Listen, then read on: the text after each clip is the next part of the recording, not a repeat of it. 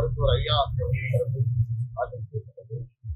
அதில் ஒரு வழக்கு பாட்டாளி மக்கள் கட்சி இந்திய தலைமை தேர்தல் ஆணையம் வழங்கிய மாம்பழம் திட்டத்தை நிறுத்தி வைக்க வேண்டும், அதனுடைய செயல்பாட்டை நிறுத்தி வைக்க வேண்டும் என்று வழக்கு.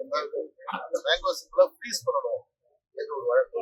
இன்னொன்று, பாட்டாளி மக்கள் கட்சிக்கு அனுப்பிய ஒரு சுற்றறிக்கையை ரத்து செய்ய வேண்டும் என்ற 2 வழக்குகள் தொடரப்பட்டது.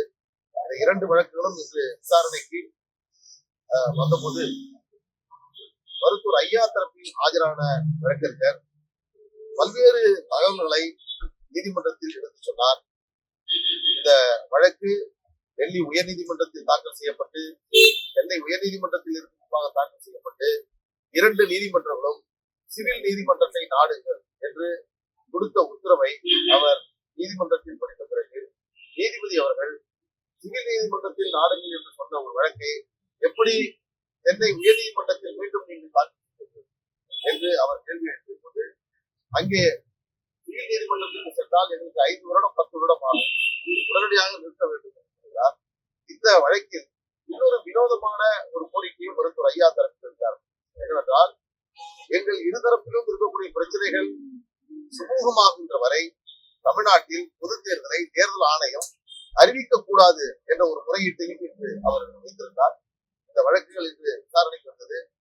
தேர்தல் ஆணையத்தின் சார்பில் ஆஜரான வழக்கறிஞர் இதற்கு முன்பாக டெல்லி உயர்நீதிமன்றம் ஒரு தெளிவான உத்தரவை பதிவு செய்யப்பட்டு அங்கீகரிக்கப்படாத அரசியல் கட்சிகளில் உள்ள உள்கட்சி பிரச்சனைகள் ஏற்பட்டால் அது குறித்து தேர்தல் ஆணையம் சிவில் நீதிமன்றம் வழங்கிய தீர்ப்பின் அடிப்படையில் தான் முடிவெடுக்க முடியும். இதுவரையில் அப்படி எந்த தீர்ப்பும் வழங்கப்படவில்லை. ஒரு புறம் சிவில் நீதிமன்றத்தில் வழக்கை தாக்கல் செய்வது, இன்னொரு புறம் நீதிமன்றத்தில் ஒரு வழக்கை தாக்கல் செய்வது என்பது ஏற்றுக்கொள்ள முடியாது என்று அவர் தரப்பில் வாதம். இந்த வழக்கை விசாரித்துக் கொண்டிருந்தது நீதிபதி அவர்கள் இதே பிரச்சனையை சிவில் நீதிமன்றத்தில் நீங்கள் எழுப்பியுள்ளது 4/12/2025 உத்தரவு நகலை ரத்து செய்ய வேண்டும் என்று சிவில் நீதிமன்றத்தில் தாக்கல் செய்தது. அதே உத்தரவு நகலை ரத்து செய்ய வேண்டும் என்று தற்பொழுது நீதிமன்றத்தில் தாக்கல் செய்திருக்கிறது கண்டிக்கத்தக்கது என்று நீதிபதிகள் சொன்னார்கள்.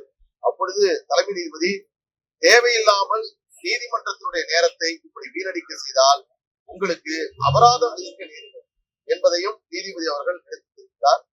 மீண்டும் அவர் இதனுடைய வழக்கினுடைய தன்மை, இருதரப்பிற்கான பிரச்சனைகள், இதையெல்லாம் நீதிமன்றத்தில் எடுத்து சொல்லுகின்ற முயற்சி செய்த போது நீதிமன்றம் மிக தெளிவாக சொன்னது, நீங்கள் சிவில் நீதிமன்றத்திற்கு சென்று உங்களுடைய உரிமையை நிலைநாட்டிக் கொள்ளுங்கள். அவர் பல்வேறு குற்றச்சாட்டுகளை வைக்க முற்பட்டார். இது மோசடி செய்யப்பட்டிருக்கிறது, ஆவணங்கள் திருத்தப்பட்டிருக்கிறது என்று சொன்ன போது நீதிபதி இதையெல்லாம் ஆய்வு செய்து ஆவணம் திருத்தப்பட்டிருக்கிறதா, மோசடி செய்திருக்கிறதா என்பதை சிவில் நீதிமன்றம் தான் தீர்வு செய்ய வேண்டும் என்று சொல்கிறார். பாட்டாளி மக்கள் கட்சியின் சார்பில் பொதுச் செயலாளர் வடிவேல் அவர்கள் சார்பில் மூத்த வழக்கறிஞர் நீதிமன்றத்தில் ஆஜராகி மருத்துவர் ஐயா அவர்களுடைய வயதை அவர்கள் கருத்திலே கொண்டு அதை பயன்படுத்திக் கொண்டு தேவையில்லாமல் இது போன்ற வழக்கை தாக்கல் செய்திருக்கிறார்கள். இந்த பிரமாண பத்திரத்தில் கையொப்பமே மருத்துவர் ஐயா அவர்கள் இட்டாரா என்பதை கேள்விக்குறியாக இருக்கிறது.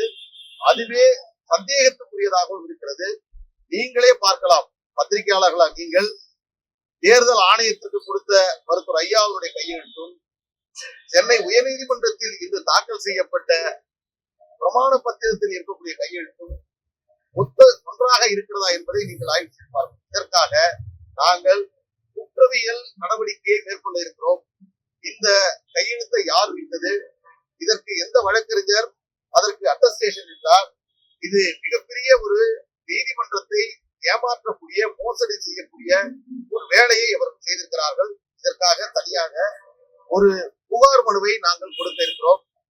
அதற்காக தனியாக ஒரு குற்றவியல் வழக்கையும் நீதிமன்றத்தில் கொடுக்க இருக்கிறோம். இது மிகப்பெரிய மோசடி, ஒரு நீதிமன்றத்தை ஏமாற்றக்கூடிய வேலையை செய்து கொண்டிருக்கிறார். இந்த நீதிமன்றத்தில் அவர்கள் தாக்கல் செய்திருக்கக்கூடிய ஆவணங்களில் பல்வேறு முரண்பாடுகள் இருக்கிறது. இதற்கு முன்பு தாக்கல் செய்யப்பட்டு நோட்டீஸ் வழங்கிய ஒரு வழக்கில் எங்களுக்கும் எந்த பிரச்சனையும் கிடையாது, எந்த சிக்கலும் இல்லை.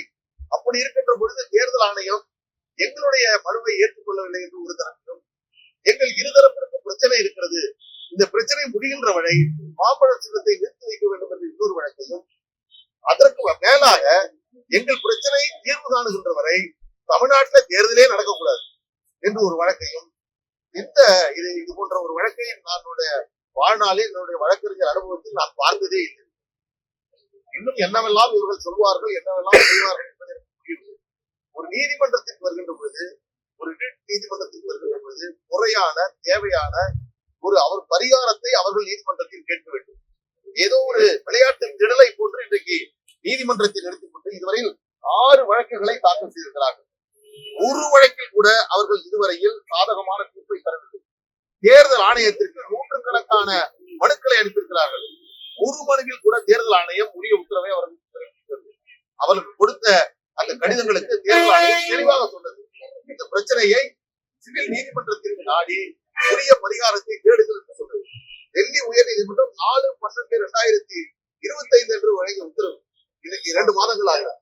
ஆனால் மீண்டும் 2 ரிட்மண்ட், நேற்று ஒரு ரிட்மண்ட், ஏதோ ஒரு வழக்கை தாக்கல் செய்வது என்று முடிவு செய்து விட்டால் அதே அபிடவிட், அதே பெட்டிஷன், அதுல பிரேயரை மட்டும் மாத்தி எட்டு போடுறதுங்கிறத வாடிக்கையாக கொண்டிருக்கிறார்கள்.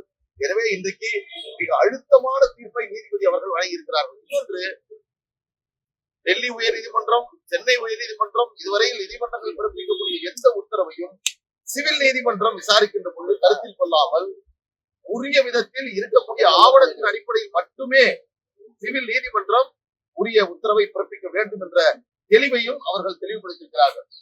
இன்னும் ஒருபடி மேலே அவர்கள் சென்றிருந்தால் இன்றைக்கு மருத்துவர் ஐயா அவர்களுக்கு அபராதம் விதிக்க நேர்ந்திருக்கிறார். மூத்த அரசியல் தலைவர், எங்களுக்கு கட்சிக்கெல்லாம் நிறுவனராக இருக்கக்கூடியவர். எனவே அபராதம் விதிக்கக்கூடிய நிலைக்கு செல்லக்கூடாது என்று அந்த முறையீட்டை நாங்கள் நீதிமன்றத்தில் எழுப்பவில்லை. இல்லை என்றால் இன்று இருக்கக்கூடிய பல்வேறு முரண்பாடுகள், இதில் இருக்கக்கூடிய அவர்கள் செய்திருக்கக்கூடிய பல்வேறு தில்லுமுல்களை நாங்கள் வெளியே சொன்னால் அது நிச்சயமாக மருத்துவர் ஐயா அவர்களை பாதிக்கும் என்று ஒரு காரணத்தால் இன்றைக்கு அமைதியாக இருக்கிறோம். ஆனால் மருத்துவர் ஐயா அவருடைய கையெழுத்தை யார் போட்டார்கள், அந்த கையெழுத்திற்கு எந்த வழக்கறிஞர் ஒப்புதல் வழங்கினார் என்பதை உரிய புகார் மூலம் நாங்கள் அதை நிச்சயமாக நடவடிக்கை